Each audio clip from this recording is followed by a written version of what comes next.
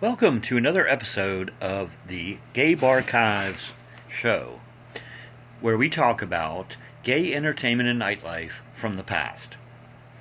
I'm your host, Art Smith, and today's special guest is Roy Rogers Oldenkamp. Roy had started a project on the Backstreet video documentary several years back. He is also the president of the ACLU West in Los Angeles. He's with the West Hollywood Preservation Association, and he's a co-founder of a brand new alcoholic beverage called Helltown Whiskey. I know you're a documentary producer to begin with, and that's not the first or only one that you've done. But what happened with that project? How did it get started?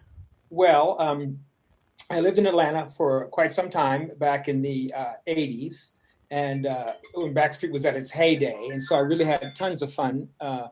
But a few friends of mine got in touch with me, including Lisa Brooks, who was also one of the real party people back in the, I'd say, mid-'80s. And she wanted to work on that project about Backstreet, and I had talked about it to a few other people as well. And we had seen the movie, I think it was called Small Town Gay Bar, and a few other things. So it was kind of interesting for us to see that there was not much documentation. And in my party generation, there wasn't a lot of footage taken, and no one had a cell phone with a camera on it. So it's really kind of rare to find footage. Plus, in a gay bar, even in the South, even in a magnet city like Atlanta, not everybody wanted to be photographed. There were doctors and lawyers and physicians and other people there. So they kind of wanted to, I think, keep their profile a little low. So I don't think cameras were very often in these bars. They certainly weren't in Bulldog's next door and or the Armory. So that we have any footage at all is kind of remarkable. So Lisa Brooks got all the footage she could get together. She got friends who had flyers, and you saw our trailer that we put together for the film. I did. Right. So she had quite an archive going, and the project was moving along. And then she got liver cancer, or liver disease rather, and that put the project on pause. So we were continuing to aggregate footage and get all the stuff we could get together for the project to continue, but it's been languishing now for, I think, like 6 years or so. And I moved on to other projects, and I've tried to get a hold of her. I'm not sure if she has even survived, but I do know that in a instant message to me a few years ago, she had said that she had she wasn't sure about her health, so she was handing over the footage to friends of hers. And I think her friend Damien is one of the people that might still have all of her archive for the project. I might have some through my editor on a drive. So that could still be around somewhere in the, in the world. So, I mean, I would love for that project to go. There was one other thing. She did go in at one point in time, and she did something that no person should ever do. She pissed off some drag queens. Oh, no. That's the first rule. So that and that kind of put a little pause on things as well to try to get some damage control done. I don't remember the details of the incident, but that's never a good idea. So because Charlie Brown's cabaret upstairs was really one of the great showcases for talent, and helps every drag queen in the South. It was from the Melody Club in Gainesville, Florida, to the Green Parrot in Lakeland, Florida. Every drag queen in the South ended up eventually going through Charlie Brown's showcase. So we wanted to make sure that was completely covered. It was a big part of Backstreet. And then there was that brouhaha. And so I don't really know what happened at that point. I was like, okay, you have a problem. But anyway, so there was that aspect to it also. But there is some good footage around. There is. And, I watched your trailer again today, just kind of as a refresher. And like I said, I've been researching bars around the country for a year now.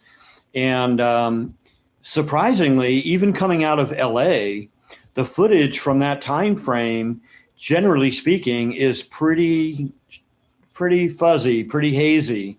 You don't find, and your video segments are nice quality. They're really for the era, and of course, the fact that it's not a completely finished project. It was a trailer, but the quality is incredible for what you're ever going to find from back in the days of the 80s and 90s club scene. Absolutely. The difference here, now I'm in West Hollywood, and the difference here is, for example, if you want to know about Probe, one of the great clubs out here, you can watch the movie American Gigolo. Right. And that is featured in that film. So we have some film footage and then I'm sure there's cutting room floor outtakes elsewhere that from those same scenes that could be somehow mined for more information regarding out here. But now with the COVID pandemic, we've lost, I think, 3 or 4. Oil Can Harry's is now gone. We've lost 3 or 4 really good clubs, Rage. So we're getting a little crisis here as regarding actual gay bars and whether a gay bar really even has much purpose anymore in America. Right. I don't know that it did. It did, certainly did for me when I was in high school in Lakeland, Florida. I went to Roy's Green Parrot and was like, what? I can't believe this. This is fantastic. And I was already, pretty much out there in 1974. So yeah, I think a long time ago. I think you're just a couple years older than me. And my first gay bar that I went to was in Baltimore. It was the Hippo, and it was an incredible experience. But I didn't know anything about gay bars back then. I don't think any of us really knew they existed until we stumbled into one. And I had a kind of boyfriend from high school, but neither one of us knew the term boyfriend at the time. We just thought we were good friends that had sex together. Right. And I was visiting him. He was at Johns Hopkins. I was visiting him, and we went to dinner downtown. And then he said, "Let's go over here to this bar." And he had discovered it a couple weeks earlier through his roommate. And we walked in and ordered a drink. And I'm standing there for about 5 or 10 minutes overlooking the dance floor. And suddenly it occurred to me that everybody on the dance floor was male. So it was kind of a revelation that, hey, I'm in a gay bar. But I was also living in Atlanta around that same time. I moved there recently. Atlanta Magazine did a Pride issue last October. And one of their feature focuses in the issue was talking about Backstreet and its impact on the gay scene in Atlanta. And the article opens up with the line that Art Smith and his boyfriend came to Atlanta New Year's Eve, 1982-83, and had such a great time at Backstreet, they moved here a week later. And I've been partying with you at that particular time. Probably so. I mean, I was there from 83 until 98. Okay, so you were there longer than me. Yeah. Yeah, and then I moved to Tampa, which was El Goya still around in Tampa at the time? Not when I moved here, I don't think, but I had been to El Goya before on vacations. I love that thing. That was fun too. I think it was. I'm trying to think. It was probably Trax then. Yeah, because El Goya became Trax, and then Trax became Pleasure Dome, and then Pleasure Dome kind of became Czar. Right. And now, the building has been completely renovated, gutted, renovated, and added onto substantially. And it is now the very luxurious boutique hotel that goes by the name of Hotel Haya, Haya. Nice. So they've preserved the building, and because it's in the National Historic District, they've kept the architectural features of the outside that you probably remember, the Spanish arches and things of that nature. Yeah, we go to Columbia Restaurant right after we were partying or before. I love it over there. It was really wonderful. They are still there as well. Nice. I think 115 years of serving Spanish-style food in Tampa, the oldest Spanish restaurant in Florida. Nice. I loved it. The most beautiful ambiance was really great. I'm glad that the building is still around. I'm an historic preservationist out here also. Yeah. So I have to say Studio One was my big effort in the last few years, saving the factory, which was Studio One, which was our big Studio 54 type club here in Los Angeles. Right. So that was going to be demolished. And I didn't single-handedly save it. A couple of wonderful women also helped out. Christy Gosney was one of them, and just beautiful people that really got involved with saving this heritage and the history. We lost the Palms here, which was the Great Lesbian Club, which was a biker bar that Jim Morrison would hang out in, and then in the 70s kind of morphed into a fabulous lesbian bar called the Palms. And that was knocked down just a few years ago. It was one of our first big gay bar restoration efforts. And then we tried to save circus and arena discos, which were two large, big barn discos that played techno music and then switched over to more of the post-techno kind of house music. So those, instead of being saved, the land is too valuable out here now.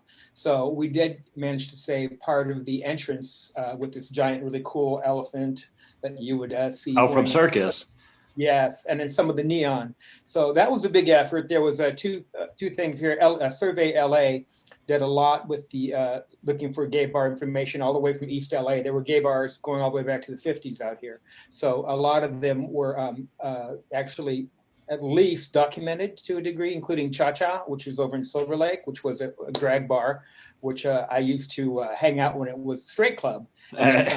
Because the Pacheco Project, which is a Latinx woman's project, was to identify, and this was at least a decade or more ago, identify the gay culture, LGBTQIAA plus culture back in the day, all the way to today. So she did a really great project. It was focusing a lot on the Latinx, aspect of gay life here in Southern California. So we had two great projects because there's so many people here. People do get involved. Atlanta, I don't think has as much in that regard at all. The Pharr Library, all these different clubs that, were really quite the scene. There's very little documentation. One brief story about Backstreet, just to illustrate how much fun that club was. I was in one of the bars on one of the levels on St. Patrick's in the mid-'80s, St. Patrick's Day. And they had a 5-for-1 drink special. If you slapped $1 on the bar, you got, wait for it, a green screwdriver made with green chartreuse, orange juice, and vodka. So you put the $1 down and you got $5, of course you would tip, so it was really $2, but you had I remember falling off the bar stool that night. And my friend Jaime Villa was doing the catering for the Weather Girls, who were performing later that night. So they dragged me into the Weather Girls dressing room. And interestingly, their catering request was not very fussy. They wanted a watermelon cut in half. That was their actual. Which today would not be allowed because it's politically incorrect and totally incorrect, totally cool, at the time. And it's exactly what they wanted. And I remember lying there, and because Backstreet was always open, I think I was there in that dressing room for possibly 2 days. And the Weather Girls were putting wet washcloths on my forehead. It was kind of like gay heaven and hell at the same time. Yeah, I was there then, actually. Okay. I remember that show vividly. The only thing, and in my brain somehow, it's a little convoluted. That was right at the transition of 2 Tons of Fun to Weather Girls, right? They'd either just transitioned or they were about to transition, because I remember thinking about them also as 2 Tons of Fun, which was their early name. In fact, they might still have been 2 Tons of Fun. I don't recall, because it became, that It's Raining Men came out right around that time. So it was like that was the big. But there were such great shows. Sylvester, Pushing Too Hard, Paul Parker. There were so many great shows. Every Sunday there would be a great tea dance there, and also the Limelight, which had a gay tea dance on Sundays as well in Buckhead, which was a big gay scene. But because it was a gay-friendly but not gay nightclub, it didn't get as much props, I think. So there's a whole hybrid of clubs that had gay-themed nights or that had a gay-ish clientele, especially in the late 80s when you had new wave music where no one really cared what your sexuality was. In fact, it was kind of uncool to even divulge. You just wanted to be mysterious and possibly bisexual. But so that whole side of the gay bar, dynamic is something I think also that could be explored more and appreciated in our culture. I agree. And in fact, I did a poll on social media a couple of weeks ago because initially when I started this project, the whole project started after a conversation with Vicky Vera from Backstreet and a couple of other people that were involved there. And Vicky said, it'd be great if we had a commemorative T-shirt to mark the 45th anniversary of the opening of Backstreet. Nice. And that year would have been 2020. So at the very end of 2019, I started designing a Backstreet commemorative T-shirt based on their original logo, but with some additional text and information in it. And we produced the shirt and made it a fundraiser for the Atlanta Sisters of Perpetual Indulgence. Nice. And so that kind of kickstarted, doing research into the bars from the past. And then once I posted that, started having conversations with friends online. And just like we've done here already, you start talking about one bar and then you say, well, you also remember the Pharr library and this and that. And so I started little by little digging up old ads and information and putting together, digitally reconstructing either a logo or an image that kind of encapsulated the feeling of the bar. Because a lot of times, as you know, back in the 70s and 80s, the bars didn't really have defined logos, and you certainly aren't going to find too many copies because they weren't being printed everywhere and there's no internet. So by March, I think I had done about 6 bars or so, mostly from Atlanta. Pharr Library was one of them. A couple of the other Vera bars, Weekends Warehouse and Weekends on Peachtree. I love Weekends. That was my other home. Yeah, me too. And next door to it, I want to say it was called the Night Owl with a K, the movie theater section of the Black Club. It was when Weekends was open on Peachtree, the space next door was like a movie theater, a grungy old movie theater that was connected to it.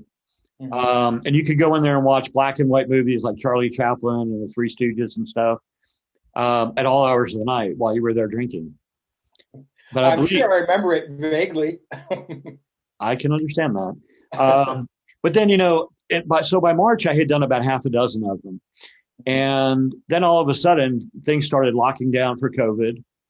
And my social media marketing business kind of slacked off because a lot of people weren't promoting their businesses that were closed. And you couldn't go out and just wander around the malls or go out to eat or whatever. So I kind of poured my soul into the research. And in the next 12 months, I managed to get up to about 1,300 bars.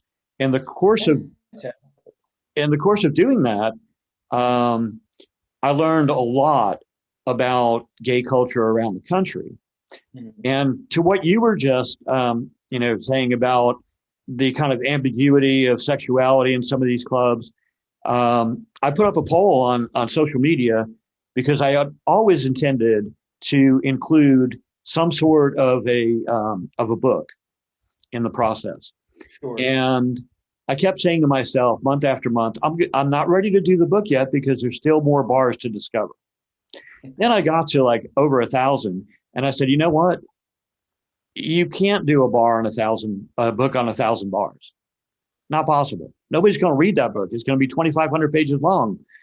Yeah. So I put up a poll on social media and said, what genre of bars should I talk about first? What book should I tackle first?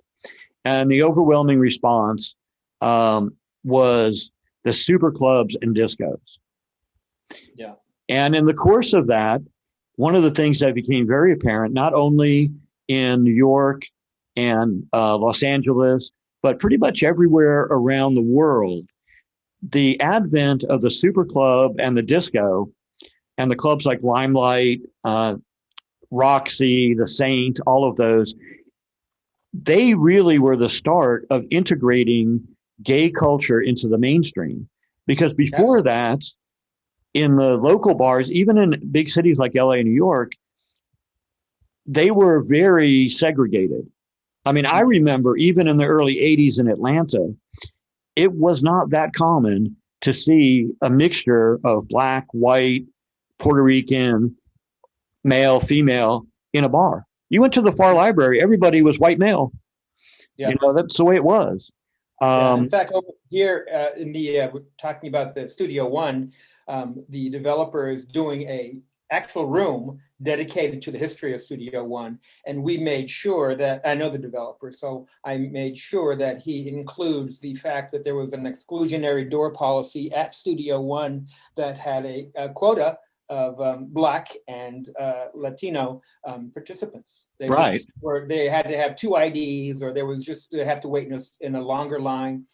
They would not be waved through. And, I didn't see that so much at Backstreet, but I'm sure it did happen. And there was a great gay disco near 688, just a little bit further in Atlanta, that had the best, wailing house music and the best dancers and the best of everything. But I'd go there and I'd be like 1 of 2 white people there, and I'd be like, it's a little uncomfortable because I don't want to crash their party. It was right. So there was a division line, I think throughout from the 70s to the 80s, but still you would have Black people in your club, and Black people have always been very stylish. So to me, it was a fabulous thing.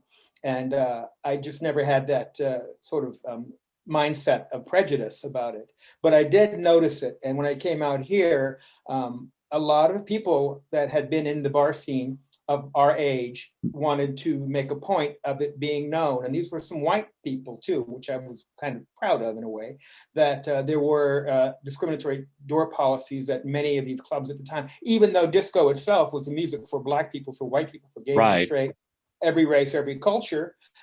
They could all love this music. It's probably the first time musically that everybody got together. And maybe the last time, I don't know, maybe hip hop is now the natural next step. But so it was odd to me that there was that dichotomy going on for music that was created by Black people often and then excluded as well. Yeah.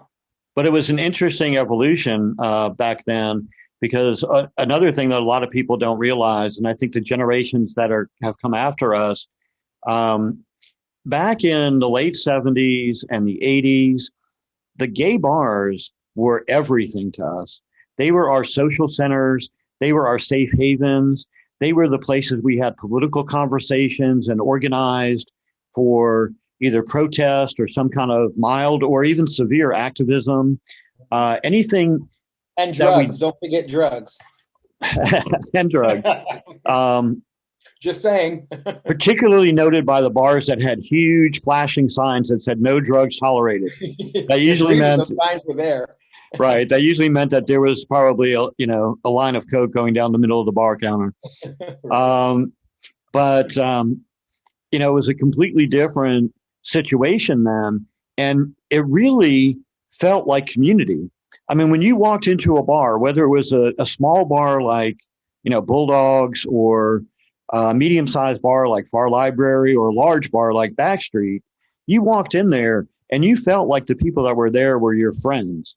You felt like you had a connection to them on some level, because we were all there trying to do what, the kids today call being your authentic self. And that's what we were trying to do, because we could not do that at work. We could not do that at the restaurant. We could not do that at the bank or the beach or the swimming pool.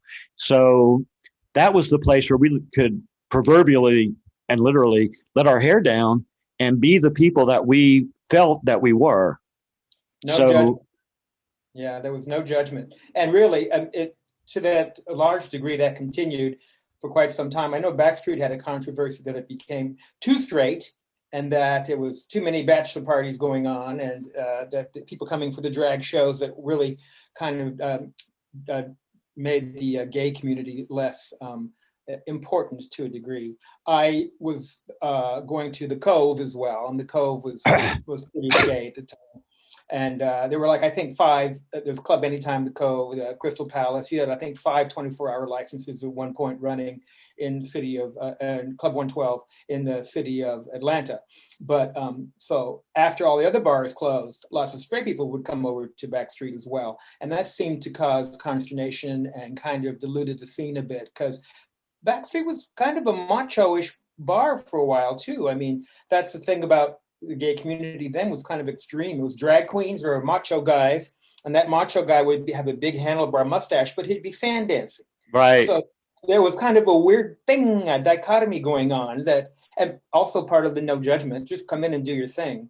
So, but I did notice in social media lately that remembrances of people often are that too many straight people were showing up and they were diluting the scene a little bit. And that it became kind of compromised as far as what it was. But I think the whole dance movement kind of shifted anyway at that point. I think by about 82, we'll let the music play and, a few things like that out in the clubs, or 84 or whatever, that disco itself, which really had peaked from 76 to 80. And I think by 81, disco itself was kind of on a decline. And I remember being at Limelight when Another One Bites the Dust was out, and that was like a dance hit because there weren't that many dance songs. Take Your Time, Do It Right. They were like, and it was sort of like the genre had kind of become a little bit of funk and much less disco, because Disco Duck killed disco. So I think maybe that had something to do with it as well. And then there was a lull period, I think, until and I had clubs in it, and I was a managing partner of Club Berlin up in Sandy Springs. I opened Oxygen. Oxygen was in Buckhead. I helped, put together a club called Planet Rock. So I did about 4 or 5 clubs, and that was in the 80s to 92. And all my clubs were for everybody. I didn't care at all what your sexuality was. It was just come on in and dance. And, everybody had a great time at my clubs, and we had very few fights. Usually if there were fights, it was a couple straight guys that, were fighting over a girl or something. Because gay bars almost never had fights, because everybody's just too busy cruising and having fun to worry about fighting. Right. So, honestly, having spent, thousands of hours in gay bars, I saw a few drag queen fights. Those were kind of fun. But cat fights. Right? But very few other fights. Wigs pulled off, nails broken with some drag queens fighting, but not much else going on. And it was kind of like, I think that was one of the best parts of the entire gay bar scene, was that you could come in and people would, even if there were some rednecks, because, it's the South, there'd be rednecks in there, and there'd be gay rednecks who their friends didn't want them to know that they were gay, or that they weren't even sure if they were, but it was just like, well, as you know from drag bars, often these beautiful drag queens would have the most handsome stud boyfriends, and they'd be like the hottest guys ever. You're like, wow, that's just so great. It really was quite a scene. Yeah, that whole scenario there, as I said earlier, is basically the reason I ended up moving to Atlanta, because we had lived in Nashville, and we came there for a New Year's weekend. We took a long weekend to come down and party in Atlanta. Had never been to Atlanta before, had never partied at Backstreet or anywhere. And to be in the Deep South in the early 80s and have that type of freedom, not only with Backstreet, I mean, that was the introduction, but then we would go to like Lenox and go shopping, and you could have dinner together at a restaurant with 4 guys around the table and nobody paid attention. In other cities, that wasn't the case.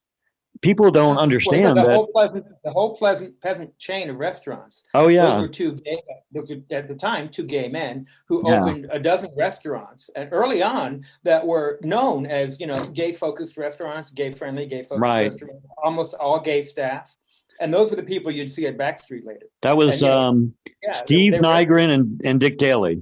Yes, and then Steve went off to open his got married to a woman, straightened up. Right. Decided to open that to Community in Georgia too. So but those were great times, and a lot of the people that were coming out at Backstreet and every place else at those after hours were service industry people. Yeah. And other bars would close, and then those people would show up at Club Anytime or Backstreet or wherever else. Because, bars were open until 4 a.m. there. Right. So by the time you finished counting your money and, doing all of your checkout work and everything else, it's 2 hours later. So you're getting over to Backstreet at, 6 a.m. And you're there till 3 p.m. The doors would open, the sun would, burn your face, and you'd get out of there to sleep for 5 hours. I remember. I don't know, in the course of working on this Backstreet documentary that you were working on, if you ran across any information about this, but my understanding is that, Backstreet, the Vera family, they own numerous bars in Atlanta. It wasn't just Backstreet. They owned Weekends. They owned a bar called Weekends Warehouse. They owned a bar called Levita's. Weekends Warehouse. A number of Ridge Road or yeah. Yeah. Weekends Warehouse was in the Terra Cinema Plaza, I believe, in the old Hollywood Hots location, I think. Was it Illusions also at later or not? Was it what? Illusions? No. Illusions was at like 11th and Peachtree. It was kind of across from where Weekends was on Peachtree. I'm pretty sure I was there at some point. But the story that I heard, and I've heard it more than once, is that Weekends, the small shabby bar that RuPaul used to perform at right on Peachtree Street, was owned by the Veras. And what is his name? The extremely homophobic real estate developer, Trammell Crow. Oh. Trammell Crow came into Atlanta, and he bought all 4 corners of property at 10th and Peachtree. And one of those property parcels included the building that Weekends was in. Wow. And he wanted to build a Midtown promenade type shopping plaza there. Mm-hmm. So he went to the city and had the property condemned. And so Weekends got knocked down. The whole building got knocked down. But little did he know that he was doing the Veras a favor, because the clause in the 24-hour liquor license at the time was that you could not move it. You could not relocate your bar, except in cases of condemnation. If the building was condemned, you had X number of days, like 60 days, to relocate in a new bar and reestablish your license. And they immediately decided to move it to Backstreet. And my understanding is that Backstreet was operating under the liquor license Weekends 2 at Backstreet. And that's how Backstreet got to be this gigantic 24-hour nightclub, is because a homophobic developer was trying to get them out of this little piece of property that he wanted.